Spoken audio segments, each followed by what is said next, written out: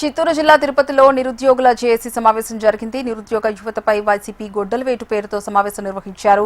సమావేశానికి హాజరైన శాప్ చైర్మన్ రవినాయుడు డీఎస్పీపై వైసీపీ నేతలు విషం చిమ్ముతున్నారన్నారు. వైసీపీ డీఎస్సీపై చేస్తున్న ఆరోపణలు అవాస్తవాలన్నారు.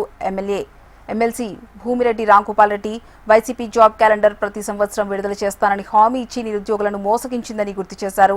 ఎమ్మెల్సీ కంచర్ల శ్రీకాంత్ స్పోర్ట్స్ కోటాలో పారదర్శకంగా ఉద్యోగాల భర్తీ జరిగిందన్నారు. మరో డీఎస్సీకి నిరుద్యోగులు సిద్ధం కావాలని పిలుపునిచ్చారు ఎమ్మెల్సీ కంచర్ల.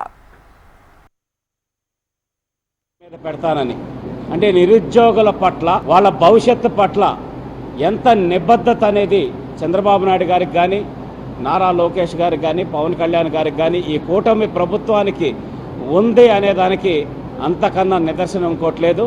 మాట చెప్పినట్లే మొట్టమొదటి సంతకం నిరుద్యోగుల కోరికైనటువంటి మెగా డిఎస్సీ మీద పెట్టడం, ఆ బాధ్యత నారా లోకేష్ గారికి అప్పచెప్పటం, దాన్ని పగడ్బందీగా 100కు పైచీలకు కేసులు వేసినా సరే పగడ్బందీగా వాటిని నిర్వహించి 16,000 మందికి ఉద్యోగ అవకాశాలు, అంటే ఎన్ని కుటుంబాలు ఎన్ని నిద్రలేని రాత్రులు గడుపుంటాయి వాళ్ళందరికీ కూడా ఈరోజు ఒక భవిష్యత్తుని ఇస్తూ 16,000 కుటుంబాలకి ఉద్యోగాలు వచ్చినట్లు చేస్తే ఈరోజు ఇంత దుర్మార్గంగా అంటే రాజకీయాల్లో రాజకీయ నాయకుల మీద ఆరోపణలు చేయటం, అవినీతి ఆరోపణలను ఇంకొక ఆరోపణలు రకరకాలు చేస్తుంటారు. అది చూస్తుంటాం.